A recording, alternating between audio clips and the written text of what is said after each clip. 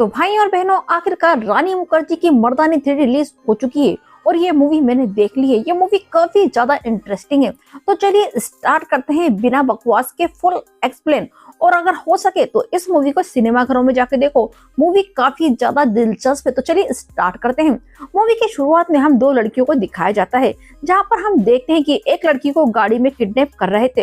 एक छोटी सी बच्ची झिलमिल अपनी बहन को बचाने के लिए उनके ऊपर पत्थर मार रही थी और छोटी सी बच्ची को भी वो दीदी करके पुकार रही थी। और आखिर में हम देखते हैं कि वो किडनैपर छोटी बच्ची झिलमिल को भी उठा ले जाते हैं और फिर उधर से सीन शिफ्ट हो जाता है, यानी सीन चेंज हो जाता है। और हम देखते हैं सुंदरबन के इलाके में जंगल का रात का टाइम है और उधर हम देखते हैं कि कुछ नकल्स लोग लड़कियों को इधर से तरी पार करने की बात कर रहे हैं। बहुत सारी लड़कियां थी और उन लड़कियों को बचाने के लिए वहां पहुंचती है शिवानी रॉय, जिनका किरदार निभा रही है रानी मुखर्जी। उनके साथ उन लोगों की हाथापाई होती है जो कि बहुत ही स्टंट होती है। और ये दावे के साथ बोल सकती हूँ कि ये मूवी बहुत ज्यादा मजेदार है। और रानी मुखर्जी अकेले इन सारे गुंडों से निपटने के बाद उन सब लड़कियों को वहां से बचा लेती है और यहीं से सीन शिफ्ट हो जाता है। उन्हें दिल्ली बुलाया जाता है। उनकी सक्सेस के बाद हम देखते हैं कि उनको एक और नया केस सौंपा जाता है। जिस लड़की का भी थोड़ी देर पहले किडनैप हुआ था, रूहानी और झिलमिल, उन्हीं का केस इनको सौंपा जाता है। रूहानी किसी ऐसी वैसे की बेटी नहीं है, फॉरेन में एम्बेसडर जो कि टर्की में पोस्टेड है, उनकी बेटी है। और वो छोटी सी बच्ची झिलमिल जिसके साथ खेल रही थी, उसके पापा भी वही काम करते हैं, यानी कि उसके पापा के पास काम करते हैं। दोनों बच्चे एक दूसरे को बहुत अच्छा दोस्त मानती हैं और बहुत ज्यादा घुल मिल के रहती हैं। तो पता लगाना मुश्किल था कि अमीर की बेटी कौन है और गरीब की बेटी कौन है, इसलिए वो दोनों को ही उठा के ले गए। शिवानी के फेयरलेस ट्रैक रिकॉर्ड को देखते हुए उनको ये एनआई टीम दिया जाता है। ऑफिसर शिवानी को ये भी बोलते हैं अगर ये फॉरेन मिनिस्टर है तो शायद टेरर लिंक भी वगैरह हो सकते हैं, पर शिवानी ने यहाँ बताया कि मुझे नहीं लगता कि कोई टेरर लिंक वगैरह होगा, क्योंकि दोनों बच्चा दिखने में गांव की लग रही थी और ऐसा लग ही नहीं रहा था। और दोनों बच्चों को देखे ऐसा साफ लग रहा था कि दोनों ही बहुत छोटे गरीब घर की हैं और जिन्होंने भी किडनैप किया है वो उतना ही प्रोफेशनल है। नहीं तो उनको पता था कि कौन था, उस हिसाब से कॉल वगैरह तो आना चाहिए था। फिर शिवानी खुद जाती है लोकेशन पर देखने के लिए। बुलंदशहर से यहाँ किडनैप हुआ है तो वो उधर जाती हैं, लोकल ऑफिसर से मिलती हैं और फिर पुलिस डॉग को लेके उधर से छानबीन करना शुरू करती हैं।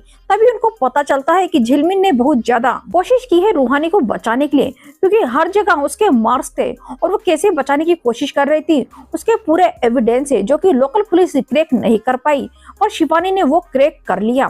फिर उनका नेक्स्ट टाइम यही था, अगर कोई क्लू ना हो, कुछ भी ना हो, अगर वो प्रोफेशनल हो तो उनको पता लगना चाहिए बच्ची किसकी है और उनको कितना बड़ा फिरौती मिल सकता है, क्योंकि वो पूरा नेटवर्क का गेम है। किडनैपर किडनैप करते हैं, फिर जाके उधर और दूसरे मतलब डिस्ट्रीब्यूटर को बच्चे को बेच देते हैं या फिर सप्लाई कर देते हैं। फिर उनका भी जो भी काम होता है ऑर्गन का या कुछ भी हो, फिर वो उधर से अलग अलग रेट में बेचे जाते हैं। तो अगर हम उन किडनैपर को मोटी रकम की लालच दे तो क्या पता वो बच्ची का पता हमको बता दे और उधर से हमको लीड मिल सकती है। फिर और यहीं से सीन चेंज होता है। दोनों बच्चों को गाड़ी की सीट के अंदर डाल के ऑक्सीजन मास्क लगा के बेहोशी की हालत में उनको छोड़ा जाता है, जहाँ पे उनको छोड़ने के लिए बोला था। यह असलियत में अम्मा का अड्डा है, जो कि यह सबका रैकेट चला रही होती है। फिर एक एक बच्चे के पीछे 10 या 1 लाख अम्मा खर्च करने वाली थी, और उसमें एक कंडीशन ये था कि बच्चों का पीरियड्स ना शुरू हुआ हो। उन्हीं बच्चों को वो चाहिए था। फिर अम्मा को जो खास आदमी है वो ये बोलता है कि और भी बच्चों के लिए ओपनिंग बॉन्डिंग शुरू करो, जितना बच्चे लाओगे उतना पैसा पाओगे, 10 लाख पर बच्चे के हिसाब से तुमको मिलेगा। फिर हमको रात में दिखाया जाता है कि एक डॉक्टर आता है और उन दोनों बच्चियों का ब्लड सैंपल टेस्ट कर जाता है, जहां पर हमको पता चलता है कि झिलमिल अभी तक पीरियड सर्किल नहीं आया है और रूहानी को पीरियड आ चुका है, तो वो नेगेटिव है और झिलमिल पॉजिटिव है। ये लोग डिफाइन करते हैं झिलमिल नेगेटिव है और रूहानी जो है वो पॉजिटिव है। पर शिवानी को ये चिंता थी कि अभी तक क्यों फिरौती की कॉल नहीं आई है उसके लिए। तो और इधर से सीन चेंज होता है।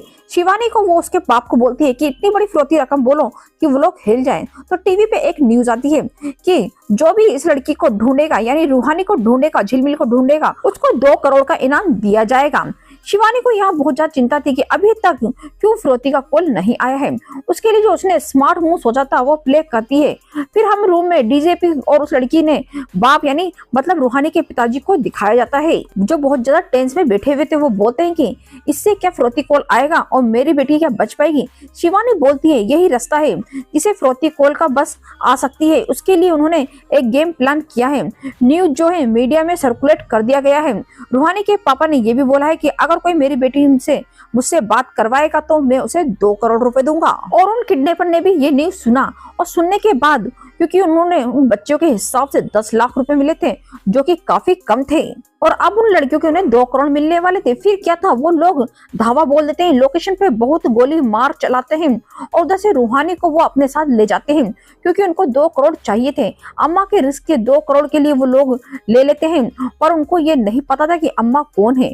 फिर हमको अम्मा की झलक दिखाया जाता है, जहाँ पर हम देखते हैं एक थैली में छोटा सा मरा हुआ बच्चा लेके जा रही थी। एक खोली में जाके एक लड़की को बच्ची थमा देती है और ये बोलती है कि धंधा करने के लिए तेरे बच्चे को मैंने लिया था, जब तू छोटी थी तुझे भी धंधा करवाया था। ये छोटी सी बच्ची जो हम रोज साइड लोगों को दे देते हैं, पर उनको पता नहीं बच्चे पालना कैसे नहीं आते। अफीम खिला खिला के उस बच्ची को मार दिया। तो ये ले 2 साल का तेरा पैसा, तेरे पेट के अंदर एक बच्चा है, 3 महीने होने को है, उसके बाद ये वो बच्चा भी दे देना धंधे के लिए। तब हम देखते हैं कि उसकी माँ रोती हुई बोलती कि 2 साल का पैसा तो अम्मा आपने दे दिया, पर जो अफीम है उसका क्या बोलती हो, नशा तूने अभी तक नहीं छोड़ा। और उसको वो अफीम दे जाती है। और यहीं से सीन चेंज होता है। अम्मा के पास कॉल आता है उसके खास आदमी का, और वो यहाँ बताता है जो लोग झिलमिल रूही को किडनैप करके लेके आए थे वो लोग वापस आए और उन्होंने इतनी ज्यादा यहाँ पे गोलीबारी चलाई कि कंपाउंडर मर चुका है और वो रूहानी को ले जा चुके हैं, जबकि रूहानी पॉजिटिव है। और उसी के साथ एक मुश्किल ये भी है कि इस केस को जो लीड ऑफिसर कर रही है शिवानी शिवाजी रोहे, जिनका ट्रैक रिकॉर्ड बहुत ही दमदार है। अम्मा को इधर अभी थोड़ा सा टेंशन होने लगा। फिर अम्मा किसी से नहीं डरती, उसने भी बोला जो होगा देखा जाएगा, पहले उनने चारों का हिसाब करना है। और शिवानी के प्लान के हिसाब से किडनैपर का कॉल भी आ जाता है। शिवानी ने पहले ही उनको बता रखा था किडनैपर आपको डराएगा, पर आपको जितना बोला गया है आप उतना ही बोलेंगे। किडनैपर ने फोन करके ये बताया कि 2 करोड़ स्टेशन पे लेकर आके रख देना, पर बेच के साथ स्टेशन भी बताया। पर उसके पापा ने बोला कि मेरी बेटी रूहानी से बात कराओ। किडनैपर ने बोला उंगली काट के ना रख दूं। किडनैपर बोलता है कि ऐसा करता हूँ, मैं तेरी बेटी की उंगली काट के तुझे भेज देता हूँ। पर उसके पापा उसकी बात पर डटे रहे कि पहले मेरी बेटी रूहानी से बात कराओ तभी पैसा दूंगा, बेटी तुझको मिल जाएगी। उसके बाप ने ये बताया कि मैं पैसा दूंगा मेरी बेटी से बात कराने के बाद, उससे पहले मैं पैसा नहीं दूंगा। फिर हम देखते हैं कि स्टेशन पे वो लोग जाते हैं, फ्रोती की कॉल आता है। उसके फादर बोलते हैं कि मेरी बेटी से बात कराओ, तो वो किडनैपर वीडियो कॉल पे बात कराई जाती है। शिवानी रॉय और उसकी पूरी टीम एकदम अंडर कवर होती है। वीडियो कॉल पे उनको ये पता लगता है कि प्लेटफॉर्म नंबर 2 पे बेंच पर वो बैठी हुई है। वो लोग वीडियो कॉल पहले ही वहां पहुंच जाते हैं। किडनैपर उन पे नजर रखे हुए थे, पर जैसे ही शिवानी के ऑफिसर वहां पहुंचते हैं तो वहां पे कुछ नहीं होता। तो शिवानी को पता लगता है कि ये वीडियो कॉल पहले बनाई गई है। अब उनके ऊपर किडनैपर ने नजर रख रखी थी और वो बोलते हैं इस बेंच पे पैसे रखने के लिए बोला था। उसके फादर ने पैसे भी रख दिए। तभी एक अनाउंसमेंट होता है कि स्टेशन के ऊपर एक थ्रेट है और उसमें भगदड़ मच जाता है।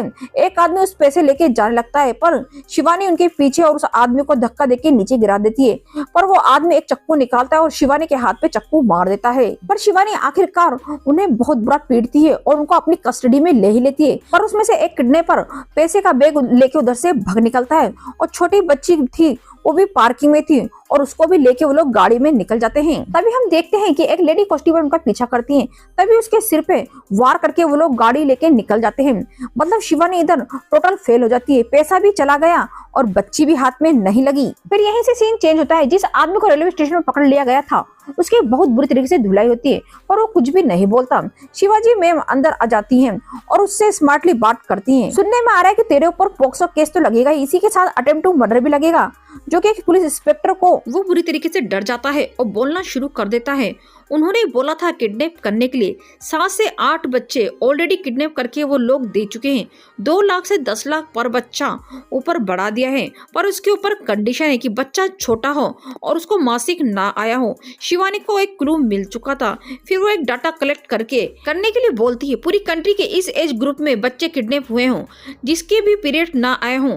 चांसेस हो इस एज में वो लोग, क्योंकि उस एज में ही वो लोग टारगेट कर रहे हैं। शिवानी उसी के साथ लेडी कांस्टेबल को भी अप्रोच करती है जो कि पार्किंग में उन लोगों को देखी थी और वो बोलती है कि क्या मेरी मदद करेगी। वो लड़की हाँ बोल देती है, पर उसके पास में खड़ा हुआ इंस्पेक्टर शिवानी को बोलता है ये इसके बाप के मरने के बाद इधर जॉब पे लगी है, वो इधर सिर्फ चाय पानी दिया करती है। इसको लेकर उसका मजाक भी उड़ाया जाता है, पर वो लड़की 2 घंटे में फिर से ड्यूटी पे आ जाती है। शिवानी इस चीज को देख के बहुत ज्यादा खुश होती है कि उस पर अटैक होने के बावजूद वो वापस ड्यूटी ज्वाइन कर लेती है और वो कहती है कि यही मेरी मदद करेगी। और दूसरी जगह सीन चेंज होता है। झिमली और अम्मा को हम देखते हैं। अम्मा झिमली से मिलने के लिए गई थी क्योंकि वो नेगेटिव थी और एक एसिड भी थी अम्मा के लिए। वो झिमली को बोलती है समुद्र देखना है तुझे, इस देश से मैं तुझे बहुत दूर लेके जाऊंगी जहाँ सुंदर सुंदर लोग रहते हैं, तुझे अच्छा खाने को मिलेगा, अच्छा रहने को मिलेगा। और उसको लोरी सुनाना शुरू कर देती है और बच्चे के ब्लड सैंपल को एक डॉक्टर लेने लगता है। दूसरी जगह हम देखते हैं शिवानी बोलती है कि अपने सारे खबरी को एक्टिव करो जो कि अम्मा के लिए काम करते हैं। अम्मा की गैंग तो अंडर कवर हो चुकी है पर अम्मा के 2 शूटर जो हैं उन्हें रेडार पे थे और उनको फॉलो करने के लिए शिवानी बोलती है। शिवानी और उनकी टीम उनको फॉलो करते हुए देखते हैं कि वो एक ट्रस्ट में जाते हैं और खुलेआम किसी को मारने के लिए बंदूक निकालने वाले थे। तभी शिवानी उन दोनों को खत्म कर देती है। ये दोनों गन शूटर एनजीओ के मालिक को मारने के लिए गए थे जिसका नाम रामानुज होता है। स्टॉक मार्केट में उसने बहुत पैसा कमाया था पर उसने बहुत साल पहले ये सब कुछ छोड़ चुका है। इंडिया में आके एनजीओ खोला और गरीब बच्चों को वो प्रॉपर एजुकेशन देता है और उन्हें खाना भी देता है। इस वजह से उसके ऊपर 3 बार शूट आउट भी हुआ है पर वो कैसे भी करके बच चुका था और बहुत सारे गैंग्स को दिल्ली पुलिस के द्वारा उसने पकड़ाया भी था, इसलिए उसके ऊपर थ्रेट हमेशा बना रहता है। लास्ट गैंग जो वो है वो भी अम्मा की है और धीरे धीरे अम्मा की गैंग बहुत बड़ी हो चुकी है और जहाँ शूट आउट हुआ है वो भी अम्मा ने ही कराया है। रामानुज शिवानी मैम से कहता है कि आज तो बच गए, पहली बार मुझे पुलिस के ऊपर भरोसा हुआ है कि पुलिस भी अपनी मदद कर सकती है, पुलिस काम में भी आ सकती है। और पहली बार देखने को मिला कि काम होने से पहले पुलिस पहुंच गई। आज तो मैं जिंदा नहीं बचता। पर शिवानी मैम बोलती हैं आपके कारनामे मैंने सुने हैं पर पुलिस की मदद करेंगे तो अम्मा की गैंग को जल्दी पकड़ सकते हैं। रामानुज हामी भर देता है। फिर हम देखते हैं रामानुज और शिवानी में मिलकर शहर में अलग अलग जगह बच्चे जिधर बेचे जा रहे थे इधर उनके ऑर्गन ट्रैफिक वगैरह भी बेचे जा रहे थे। ये इन जगहों पे जाके अलग अलग छापे मारते हैं और बहुत सारे बच्चों को रेस्क्यू करते हैं। रामानुज ने अलग अलग जगह पे इन्फॉर्मेशन लाके शिवानी मैम को दिया पर दूसरी जगह शिवानी मैम के ऊपर भी प्रेशर था कि तुम बेगन माफिया के ऊपर क्यों काम कर रही है, तुमको रूहानी को ढूंढने के लिए भेजा था। पर शिवानी बोलती है कि ये सब कुछ रूहानी को ढूंढने के लिए ही हो रहा है और उनमें से एक आदमी है जिसे जुए की लत है और वो जुआ खेलने के लिए आएगा और हमने सारे नोट के कोड्स भी हमने लोगों को दे दिए हैं, वो कहीं पर भी मिलता है तो हमारे खबरी हमें बता देंगे, हम लोग ऑन ट्रैक में ही हैं। फिर हमको पता चलता है जब शिवानी अम्मा के लोगों के ऊपर नजर रख रही थी तो अम्मा भी शिवानी की फैमिली के ऊपर नजर रखे हुई थी और उनका सबसे बड़ा टारगेट था शिवानी मैम। तो शिवानी मैम के घर में हम देखते हैं अम्मा को जब उनके पति घर में आते हैं और अम्मा बिस्तर पर सोई मिलती है। उसके पति को बेहोश करने के बाद अम्मा घर में रुकती है और शिवानी मैम जब बेल बजाती है अम्मा बोलती है चुपचाप अंदर आ जाओ। अम्मा उसके आमने सामने रहती है। ये सीन बहुत ही ज्यादा स्टंट था और डरावना भी था। फिर अम्मा अपनी स्टोरी सुनाती है। खाकी वर्दी से हमारा पुराना रिश्ता है। जब मैं 13 साल की थी मेरे बाप ने मुझे और मेरी दीदी को बेच दिया। किडनी लेने जाने वाले थे मेरी, क्योंकि जो भीख मांगते थे ना उसके पास एक किडनी थी या 2, किसी को फर्क नहीं पड़ता, भीख उतना ही मिलता। पर उस बार ठुल्लो ने रोक लिया था और 5000 के बदले मेरी किडनी बच चुकी थी। पहली बार तुम पुलिस वालों को देख के मैं बहुत खुश हुई थी। मेरे इस धंधे में जितना भी पैसा आता है ना एक कट आप लोगों के पास भी आता है। आपको कभी नहीं मिला क्या? और मेरे पीछे आइंदा मत आना। आपको अगर लगता है क्या आप अगर गलती से भी मेरे पीछे आई, अपने घर को याद कर लेना। तुम जब किसी के घर में रेड मार रही हो तो तुम्हारे घर में भी कोई तुम्हारा अपना है, वो बेचारा भी मर सकता है। तेरे पति को संभाल के रख क्योंकि बस तेरे पास वो आखिरी है। और उसका पति का फोन दे देती है। शिवानी भागते हुए कमरे में आती है। उसके पति तब बेहोश पड़ा हुआ।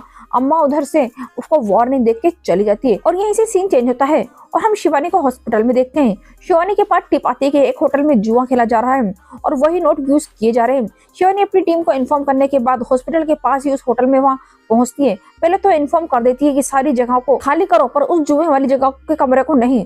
और उधर उसके साथ रामानुज भी था और वो लेडी कांस्टेबल भी थी। वो बोलता है कि अगर हम अभी नहीं गए तो हमको वो नहीं मिलेगा। और उनको ये टिप मिल चुका था कि 303 में सुहानी भी है। उन दोनों किडनैपर के साथ जिसको जुए की लत थी वो फोन करके फिर से पैसे मंगवाता है और जब वो कॉरिडोर में जाता है वो उस लेडी कांस्टेबल को पहचान लेता है क्योंकि उसने उसके सर पे चोट मारी थी। फिर क्या था, यहीं से सीन चेंज होता है। फायरिंग शुरू हो जाती है।